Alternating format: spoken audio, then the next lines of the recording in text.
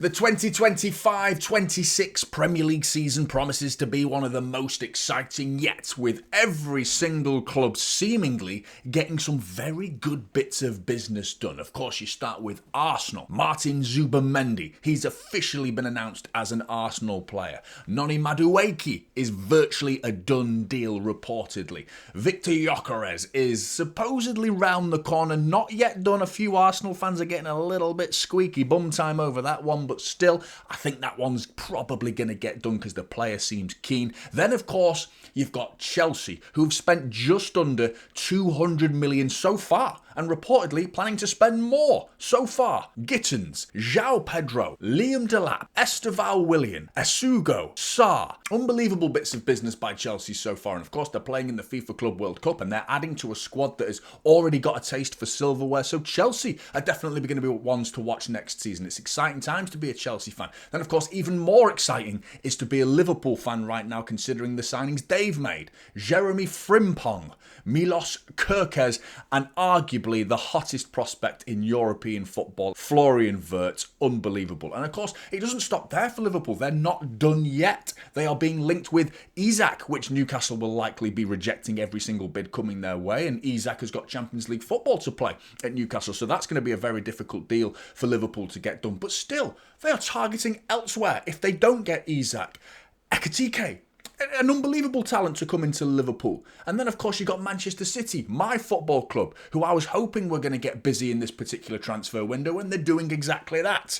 Tijani Reinders, which I think a lot of people are sleeping on, by the way. This guy's going to be playing alongside Rodri next season. What a midfield that looks like for Manchester City. Ryan Aït-Nouri, a fullback at left-back. We've been crying out for a left-back for so many years, and an attacking one that is potent at going forward and creative, technical ability to die for. And then, of course, you've got Ryan Cherky, who is right up there, just behind Florian Wirtz in all honesty, but still a year younger, mind you, but lots and lots of promise, a sensational talent, put himself on the map this summer with a wonderful goal playing for France on his debut as well. And what a player, promising player he promises to be. Then, of course, you got Manchester United.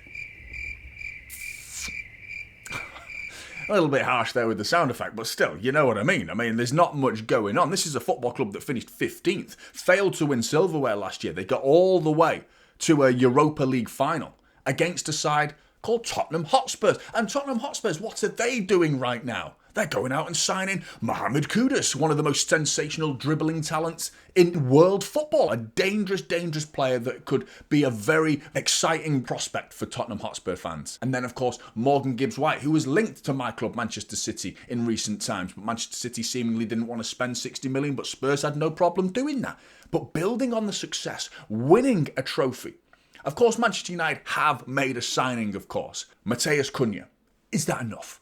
Is that realistically enough for a side that finished 15th in the Premier League? It's going to sting for United fans to hear this news, and especially when it's coming out of the mouth of a Manchester City fan. But facts are facts. You finished 15th. You need to work on it. You need to sign players. You need to rebuild. Do Manchester United. That whole sentence of, but we're Man United. But we're Man United. What does that mean anymore? That's lost its relevancy. It means nothing anymore. Because there are so many clubs above you that have a better pulling power because you went in for Gyökeres. And Arsenal, more attractive club, a more attractive prospect, a more established, well-grounded football club that it can offer a player like Gyökeres so much more. And promising him silverware is a realistic promise. What can you promise him other than a fat pay packet? You know, at Man United. And even that is starting to become into question because the financial turmoil at Manchester United, because of the previous years of spending. Mbeumo. On top of Matheus Cunha, I think he's a good player. I think he's a very good player, actually, Bryan Mbeumo. But he's that Europa League standard, isn't he? And that's the level at Manchester United. That's what we talk about United now. That's their level, you know, mid-table and maybe looking up beyond that potentially. But don't forget where you finished last season. And they are running a risk, Man United. You know, a lot of people think they're too good to go down. I think they won't go down next season. I do think they will just about stay up because there are worse sides than them. Not many. Not many, though. You know, they are running a risk of being in that conversation mid-season, and what detrimental damage that does to the heritage, to the optics of Manchester United, to even be involved in a conversation that is potentially got relegation associated with it. You know, the clubs around them. You need to look at the targets that they're looking at. Even Newcastle, who what do they need to do right now? In terms of, like, they won a piece of silverware last year. They got into the Champions League last year. They do need to maybe add 1 or 2 players, and they're doing exactly that. Antonio Cordero, that's a confirmed signing for Newcastle. And then, of course, you've got Anthony Elanga, which is likely soon to be Brighton, making moves. Absolutely sensational business for Brighton, and lots of it as well. Maxim de Kuiper, Costellas, Tom Watson, a very clever bit of business there by Brighton. From Sunderland, of course, but Sunderland, we'll be talking about them in a minute. Diogo Coppola, Oliver Boscagli, and Yoon De Jong. They're getting busy, Brighton. They are not resting on their laurels. They're building on the foundations that have already been set. Brighton are a very respectable football club right now. Again, they're above Manchester United in terms of the football club right now and where they belong and their stature, the position in the league.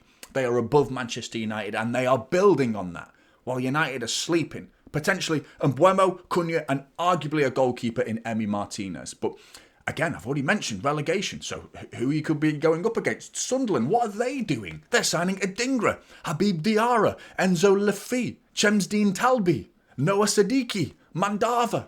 Lots of business from a club that they need to do something because they've just been promoted to the Premier League. They've lost arguably their best central midfielder in Tom Watson, who's gone to Brighton, but they're building, they're growing, they are showing their fans a purpose, an intent, which you've got to feel.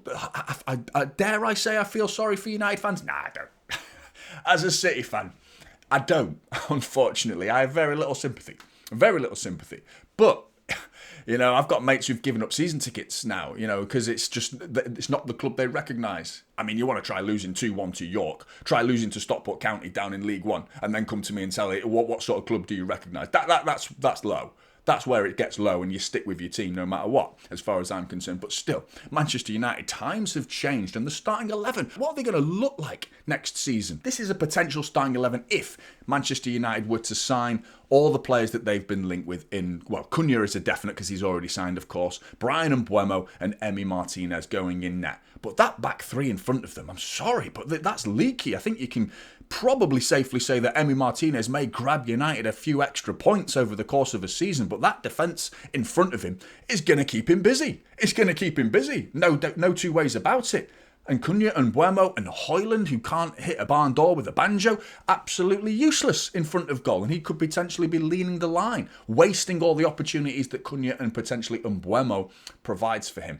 Not seeing many English players in there, by the way, are you? I mean, if I'm an England fan, I'm thinking, whoa, are you doing anything to help the cause of England, the nation, right now? Because there's very few players in there that are English, and you could also throw in another starting 11 to tweak. If you don't want Højlund in that starting 11, you could have something along those lines where Fernandes plays more of a false nine and tuck Cunha and Mbeumo in a little bit more narrow and allow Dorgu and Diallo to go on the overlaps up and down those wings for them. But Casemiro and Ugarte in the middle, Casemiro is another year older. He's already looking like a very old player last season, and he's only getting older. That's all he's doing. And again, there is no new introductions here of any English players, so again, you're missing English players, which, as an England fan, you've got to be concerned. If you're a Man United and England fan, you've got to be concerned about the lack of English players going into that squad.